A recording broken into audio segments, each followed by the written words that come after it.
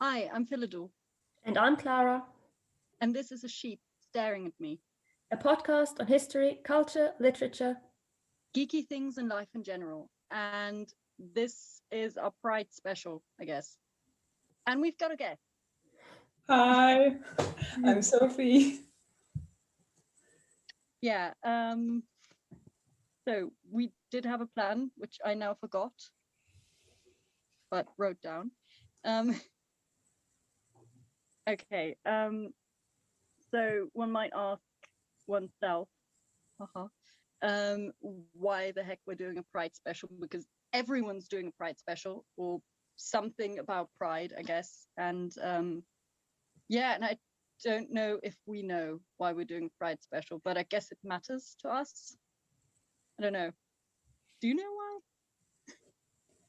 Yeah, I mean, personal importance, I don't know. Same Yeah, here. yeah, because it's important to me personally, I would say. Yeah. And well, and obviously while Pride is going on, there's everything. I mean, Pride is everywhere. That's the problem. If you try to, keep yourself out of it, you can't, Uh, and you shouldn't.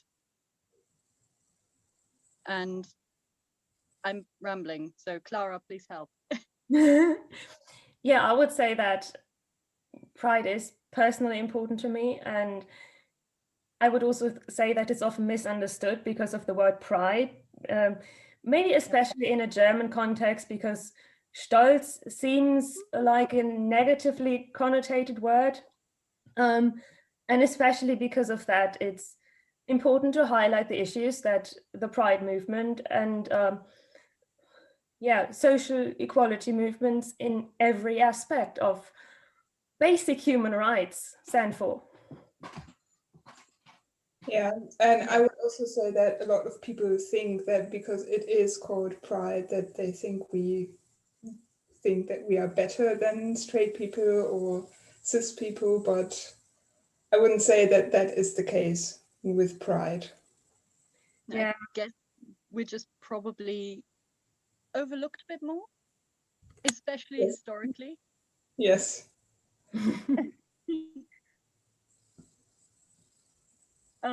I mean, pretty much any person who isn't a gay man is historically not taken seriously, I think.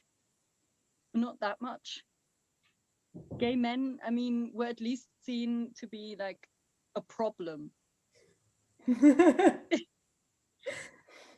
So, Yeah, I mean, even if we look at the history of the LGBTQ plus community, the problem is there isn't much of a history. I mean, there is, but there isn't very much known about it. And especially in Germany, I find it quite hard to really, yeah, inform myself about it, especially when it comes to people in the community that are not gay men. Um, because I mean, yeah, there were laws against being gay, but they only applied to gay men because lesbianism basically was denied. It wasn't seen as something that could be possible because how could women possibly be sexual beings interested in one another? Yeah, and so even if you like look into gay history in Germany, it's really hard to find information about any other group other than gay men. yeah, yeah, I would say that really often it's more history of erasure than a history of what was there. I Yeah, mean, I remember all those articles of close female friends found buried next to each other. I yeah, mean, it could yeah, really be that they were close female friends, but I remember a picture of a grave with two female doctors, actually. They lived together for decades, never married, and were buried next to each other. I mean, at some point, it seems like there's a strong indication they were not just roommates. yeah. And I yeah. mean, But I mean, in England, I think in the 16th or 17th century or something, there actually were women that married other women because the church didn't see it as a problem, so there wasn't a rule against it, so they used it. And it was kind of, well, I mean, some people were, I think, scandalized, but most people just didn't give a toss. So Yeah, but I think this problem of, oh, they're just girls being pals, you know, is the problem today. I mean, I saw a picture on Instagram of two women like being married, and then there was this comment, oh, such good friends getting married the same day. I wonder what their husbands look like. And everyone's like, Yeah. they got married to each other, like no man involved. I think I saw that too. I forgot the names though. I saw a post some time ago, I think it was about Australia, because I think gay marriage was not allowed there either. And anyway, so there was this post where two women were getting married, and their dog was a flower girl or whatever. And someone commented, "Oh my God, so glad this is possible now." And I think everyone who saw that just basically thought that the dog wasn't allowed to be a Yes. flower girl before. And I thought that too. Me too. I remember that post, and one person commented, maybe even of the wedding party. That person commented, for a moment I forgot that homophobia was a thing and thought, what is wrong with the dog being a flower girl? Yeah. Yeah, I mean, what is wrong with a dog being a flower girl? Yeah. No, I don't know. I think personally, I have to say, in my personal history, I was thought to be a lesbian more often than people kind of thought I wasn't one. And I don't know why. I think that applied to me too, but I know why. I played football. Yeah, and it's your hair now. So Yeah, but with the hair, no one ever asked. People but for me, I think it was my dad asking me, "Are you a lesbian?" So many times. I'm not, but you know. Yeah.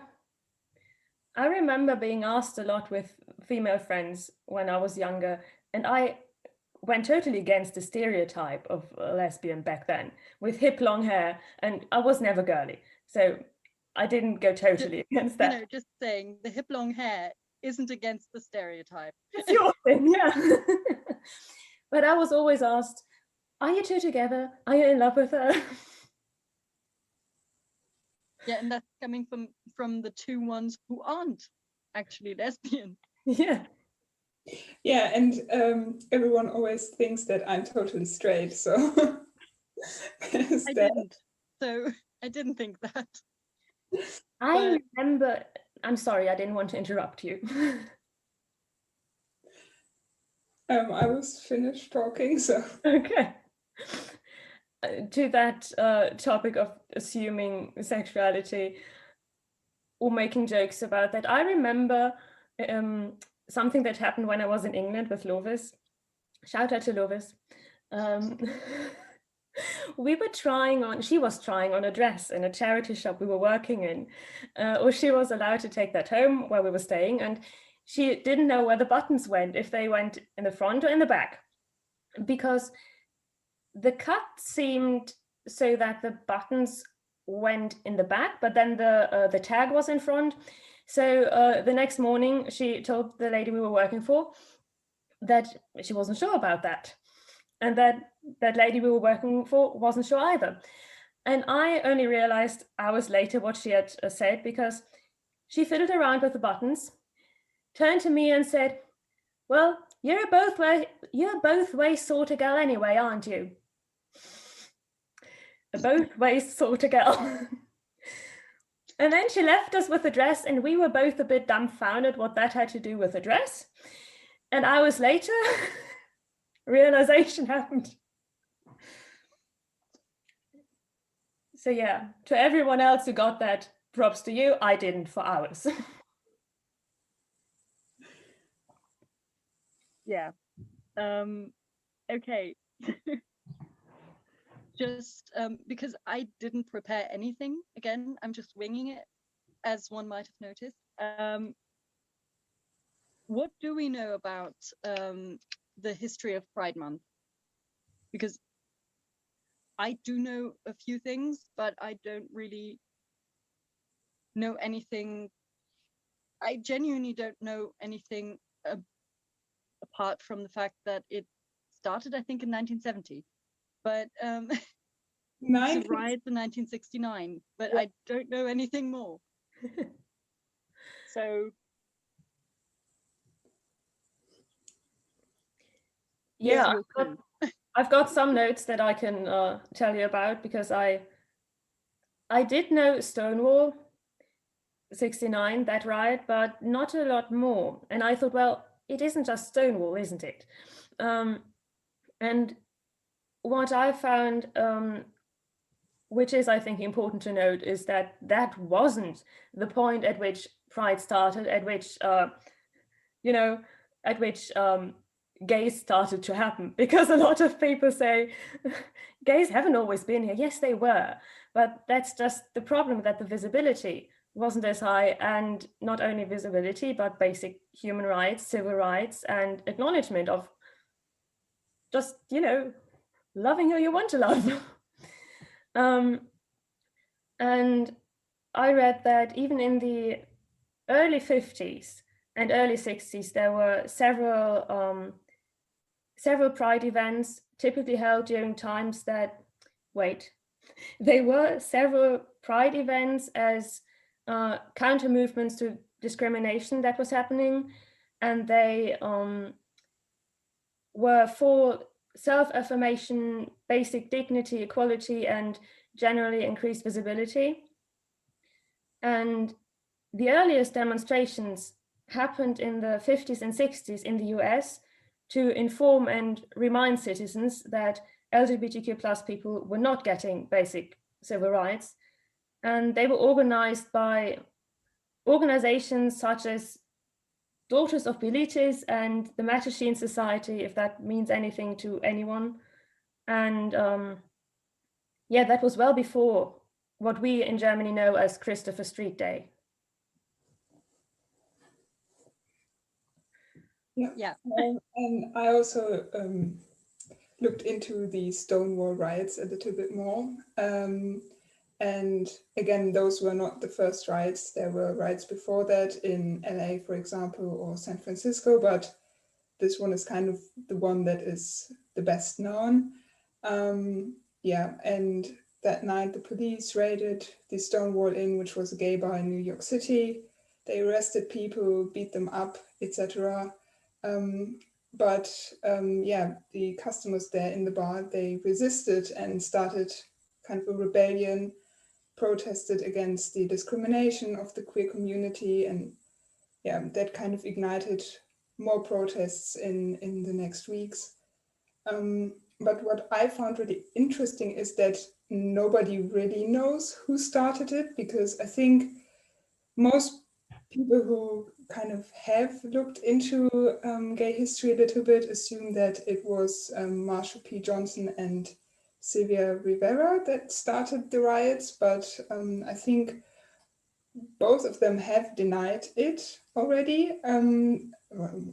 Both are dead by now, so but both denied having started the riots. I think Johnson said that the riots had already started when she arrived at the bar, and Rivera said that although she was given credit for throwing like the first Molotov cocktail, she actually threw the second one. But what I think is very important to remember is that it is very undeniable that especially trans women have always been at the forefront of protests and have been, always been very active when it came to, the fight for equality. So even if we don't actually know who started the riot, I think it's still very important to give trans women the credit of fighting for equal rights and leading the Pride movement. Yeah. Especially there, because they're one of the groups that people say about, oh, they didn't exist 10 years ago.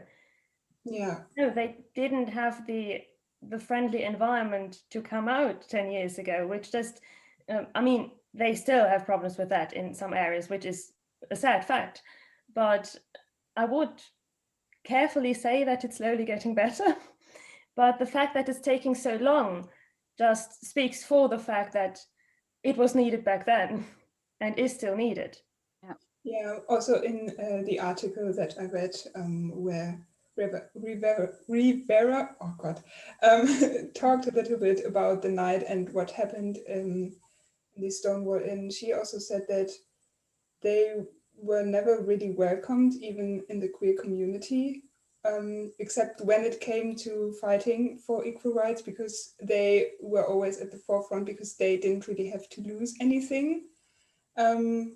But only to gain equality, whereas other groups within the community always already had some rights, some human rights, and therefore also had to lose something. And she said that she was never really afraid to fight for equality because, it couldn't get worse than it already was for her.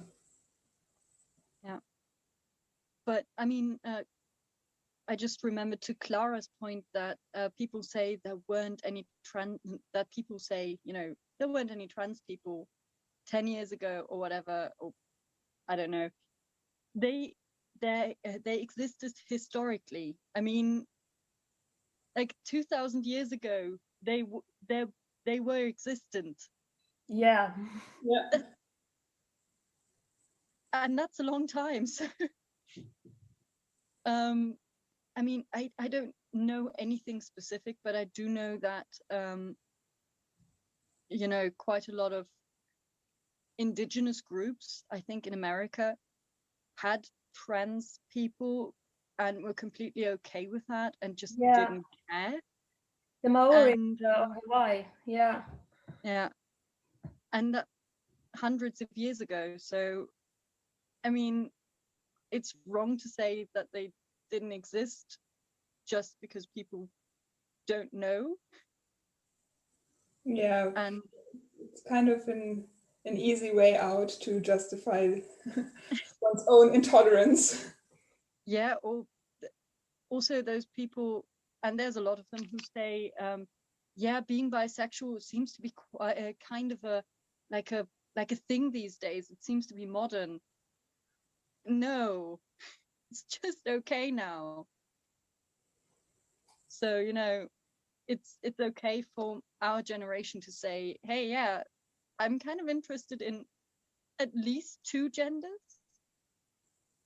And, that wasn't possible in, I don't know, our parents' generation like that. Yeah. And yeah. And so, okay, what I wrote down is, where and when does Pride Month originate? Why do we still celebrate it? And how much sense does it make to us? I think the first part of that you talked about, because you did the research and I didn't. Yeah. But why do we still celebrate it? And how much sense does it make for us? I would say we still celebrate it because we still don't have equal rights like that. I mean, in Germany, at least it's possible, same-sex marriage is possible now, but it's still very difficult, for example, to have children together.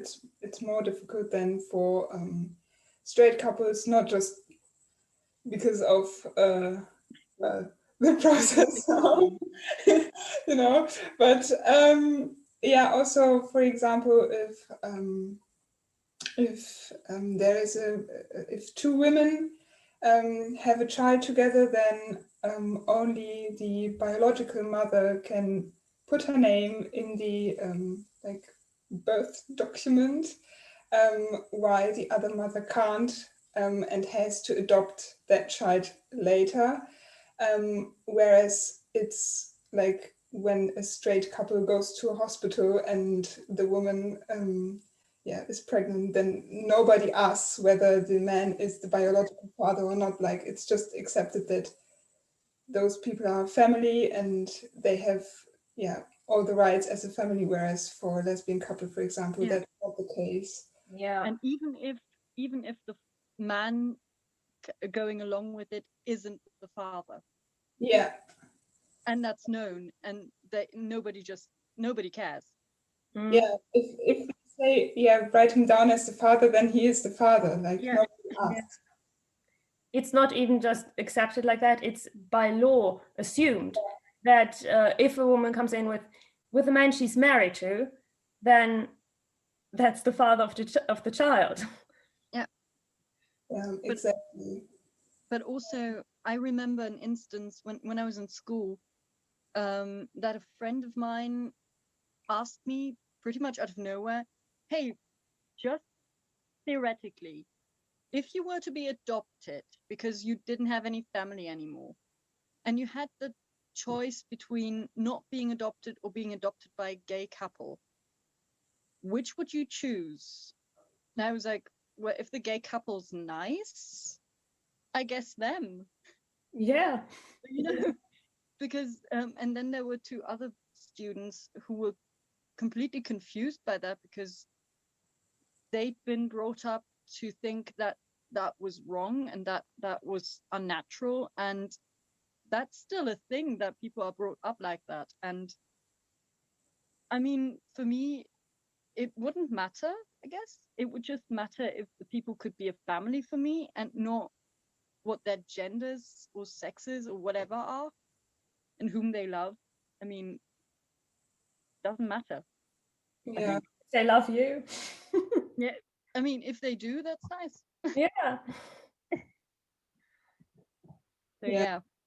And even school is a whole different topic, I think, because I can remember that there were guys actually discussing whether they would beat up a gay guy or not if they saw one on the streets, which is so wrong on so many levels.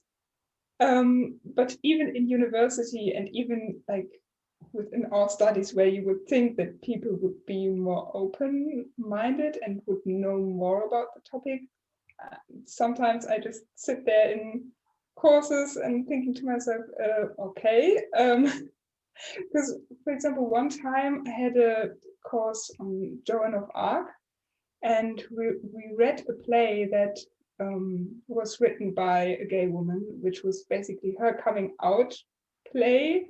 And Joan of Arc was a lesbian in that play, and it was also quite feminist. And then one student in the course actually said that she found it a bit weird that Joan of Arc was both a lesbian and a feminist.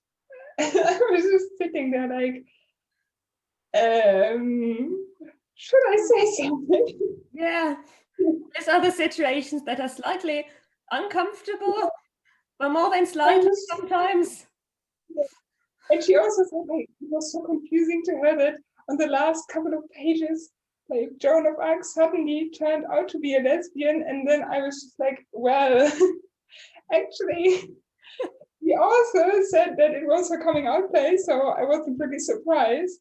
And then on one of the very first pages, Joan of Arc was rambling about how it annoyed her so much that all her female friends were getting married to men, and she didn't want that for herself. And also the plot was basically like every lesbian plot ever, because you have Joan of Arc in love with her best friend, and yeah, at the end one of them dies, so hooray. So it's basically every lesbian plot that ever existed. And I was just thinking, wow, some people really are ignorant. Like not, I don't think she meant any harm with those comments, but it just showed how, yeah, ignorant some people still are when it comes to that topic. I don't know if it's ignorance. Maybe sometimes it's just that they're not educated.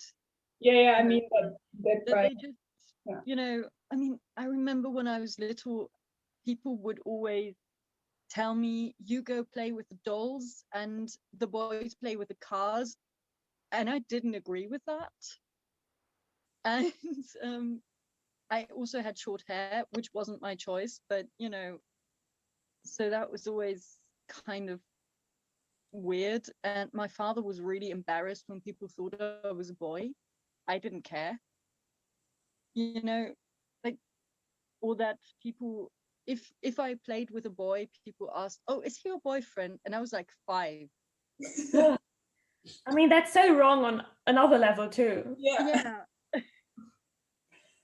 Yeah, but I was also once asked if a guy was my boyfriend because we hugged, and people said hugging, and I was like, no.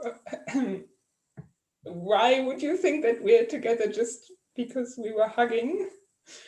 And that was in 9th grade, so it wasn't even like like in elementary school or stuff where it's like, oh, you're talking to a boy, you must be in love. Yeah, I think those experiences all range from mildly funny, actually, over mildly uncomfortable, to just wrong on all levels. Yeah. I mean, one of the tame experiences I had was that which is actually funny in hindsight, because I don't think that classmate meant any harm, and I think it was meant in a satiric way. But I'm bad with satire, so I don't know.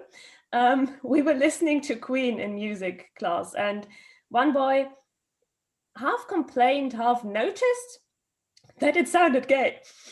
Freddie Mercury singing sounded gay. I was very confused back then. And little old naive me said, why, he is gay. Why,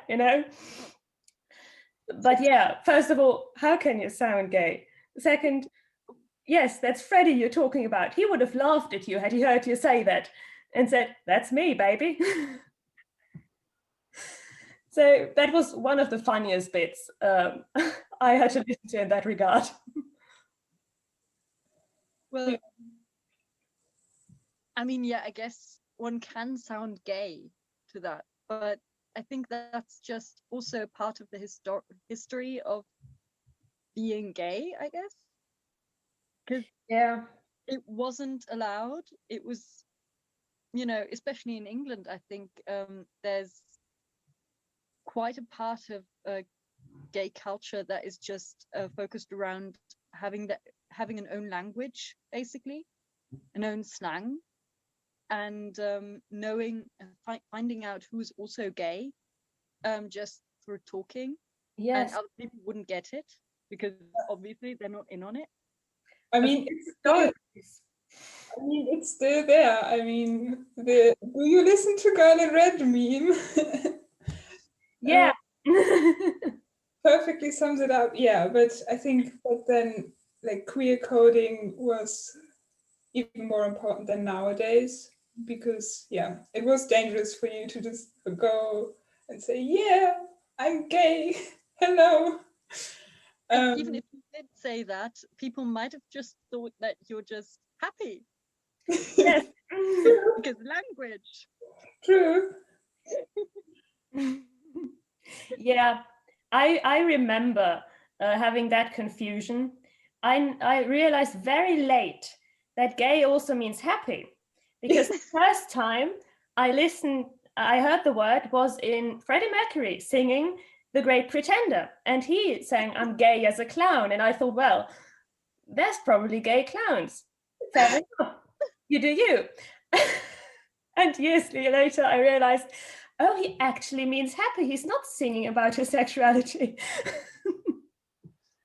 Yeah, well. But I always like one time that kind of happened in a lecture in university, which was about restoration culture. So the texts I was there too. yeah, so the texts were quite old. I don't know, I think this one guy, Pepys was his name, I think. Yes, Samuel Pepys. Samuel Pepys with his diaries, and I think he used the word gay a lot in media. And every time, like, I was not listening, but every time the word gay like came out of the lecturer's mouth, I was just like, huh? What? Now I'm listening. Yeah, me too. Yeah. I mean, at that point, I already knew like that the word gay had multiple meanings, but my brain was so programmed to associate the word gay with, like, yeah, homosexuality, I guess, that I was always like, yeah. Well, okay. So I've got the other note on here, and because we've been talking for a while already, so I'm just how is it with visibility for the different groups celebrating Pride? And, you know, so what's our experience with that? Just go to that, because otherwise it's just getting too broad, I guess.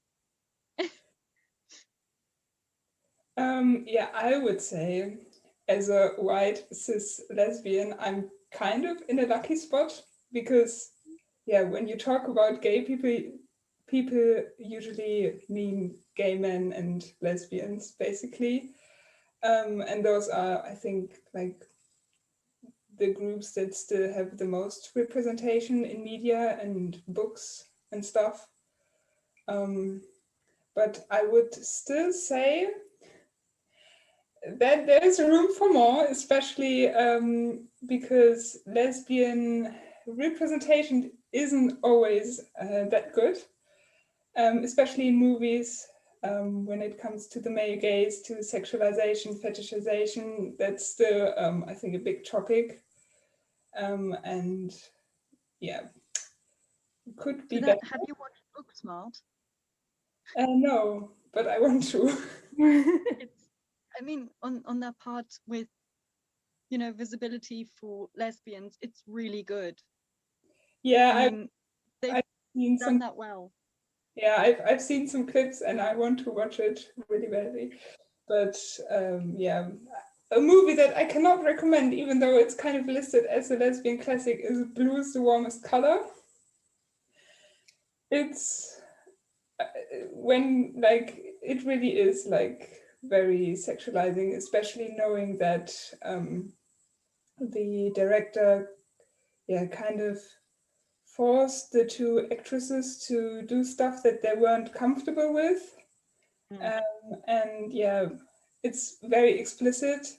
And I watched it, and even apart from that, I didn't like the movie because I just found it boring because nothing much really happened except for the two of them to have sex and argue, I think. But No, that's my opinion on it. yeah, but with Booksmart, the thing I found really interesting also was the director is a woman, and she also said, because there is a sex scene in there, and she decided that really just like 5 people will be in the room, like the 2 women, the 2 girls who were in the scene, and I think one guy who had a camera and one person who did the light or sound or all of that. And she just completely reduced it to the minimum, because she said those scenes are really weird anyway, and I don't want to make it even worse. And I just wanted it to be normal. And she managed, and it was really good. And I think the actresses were really comfortable on set. So Yeah, good. I mean, what we've learned from Sophie's point right now is that visibility and representation doesn't always mean good visibility and good representation. And when done wrong, it can do more harm than good, actually. Oh yeah. So I think I'm personally part of two side groups, two groups that aren't really in the limelight. As a, well, I guess I'm defining at this point as a bisexual, gender fluid person. And there isn't any representation really. Like, I didn't even know that I defined as that because I didn't know what it was until I really did some research, and there wasn't anything. And at some point I did find some definitions, and I did identify most with those. So yeah, but I haven't ever seen a film or series or anything that had a realistic gender fluid person in it. I mean, I guess there's possibly bisexual representation out there in films, but it's not really addressed or really, taken seriously. So that's a bit problematic. Yeah, especially those that do not fall on, let's say, the extremes of the spectrum, Yeah. where you can't say, oh, 100% straight, oh, 100% gay, as if that even exists. You know, if you ask me, I don't know about the spectrum. I just know a teeter around the middle. Yeah, I mean, the thing, I think the group of people that has it even worse than bisexuals and gender fluid people possibly is asexuals, because if you're asexual, even if it's a romantic thing in a film, people are just like, oh, they're friends. No, they probably aren't. But yes. And I mean, a lot of people say that asexual shouldn't actually be counted among the LGBTQ community, which is so disrespectful and hurtful to them and to everyone else, as you know. But yeah. Yeah, I think there comes also the problem that within the community there's a lot of disagreement. Like, I know that there are a lot of people in the lesbian community who are very biphobic against bisexual women, which to this day, I don't understand, because, I mean, we know what it feels like if your sexuality is not respected, and and we all know that sexuality isn't a choice. So why would you be like making other people within the community feel bad for it, and discriminate against basically your own community in a way. But also like I think to this day I've read one book with a character actually that was asexual and aromantic. And it also talked about the fact that, it's often overlooked and not really seen as a real identity, which of course it is. And that people say, I mean, when they're, for example, aromantic and not visibly in a relationship with someone, then people say, you don't experience real discrimination, because like people won't harass you on the streets for holding hands with someone, or stuff like that. But I mean, people who are aromantic or asexual or both, they still don't fit into the heteronormative concept of what love is. So I've also seen people who say, I don't really see myself as a part of the queer community, really. I mean, that's of course then their choice, but I would say that for the reason that they are not like fitting heteronormative concepts in our society, of course they're still part of the community. They should at least be offered a space.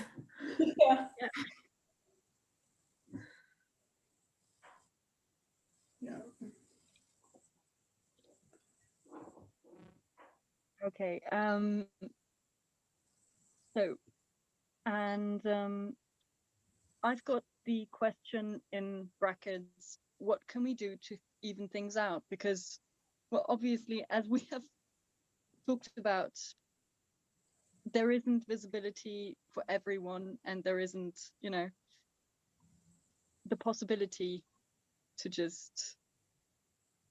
Yeah, I would begin with generally saying to answer questions as far as we can answer questions, ask questions when we have questions, because it's not really a division between knowing everything and being so wise about all that, and on the other hand, being the biggest homophobic there is, and that's basically the problem, that there's ingrained homophobia and education that isn't covering the real world. And I can't really blame people that just don't know.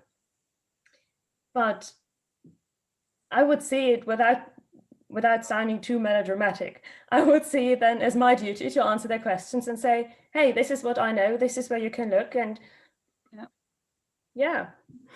Also, I think it starts in kindergarten. Yeah. As I said, if you're a girl and you're friends with a boy, people will probably ask, is he your boyfriend? We could just not do that. Like, just accept that a girl is friends with a boy or a boy is friends with a girl.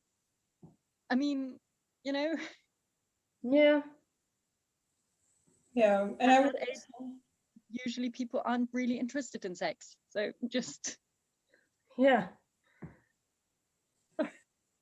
Yeah, and I would also say to, like, at least for myself, that I definitely want to educate myself as well on other identities within the queer community.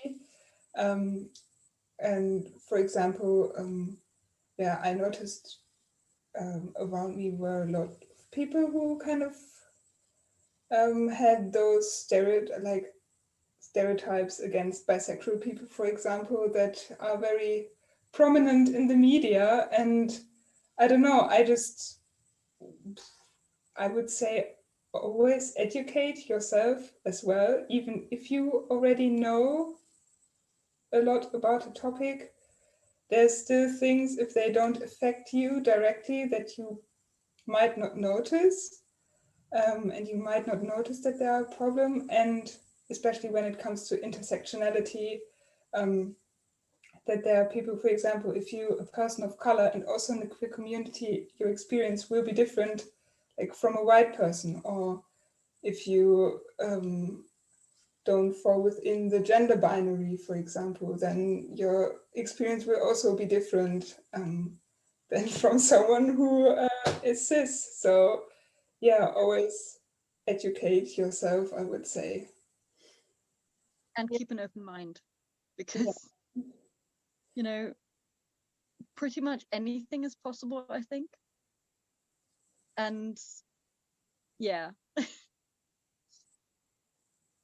Yeah, and I think like sometimes it's hard, for example, when I see kind of new identities emerging or people finding different words to describe their attraction, for example, than those that were used before. Like, yeah, I'm confused at first, like, what does that mean? What does that entail?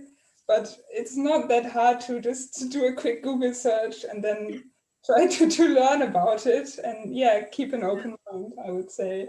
Or if a person, uses a word that you don't know, you can just ask the person what the word is, without being completely disrespectful, and they might even be happy about you asking, because they do want to be understood. Absolutely, yeah. Yeah. Do we have anything else? I mean, we probably technically would have a lot of other things to talk about, but no time. But Not for me, no. I think we covered the most important stuff. Yeah, I mean, to that, what we can do, I think what's pretty clear at this point is that we've answered that on a pretty personal level. Oh yeah. We are not able to march into parliaments and change laws, but people can vote and elect the right people that introduce the right laws and so on. But from a very personal standpoint and interhuman aspect, conversational level, that's what we can do. Yeah. Yep. So yeah, I guess that was it from us for now. Again, I don't know, we're probably gonna start working on a next series of the podcast once the worst of the uni stuff is done. I don't know, because it's pretty busy right now. In it? It is, yeah. I thought you were gonna say the worst of the plague. Too early? I don't know. But yeah, I mean, that might take a while, so it might, sadly, yeah. So, if that's all, it'll be my task to close the hailing frequencies. yep. Okay. Bye-bye.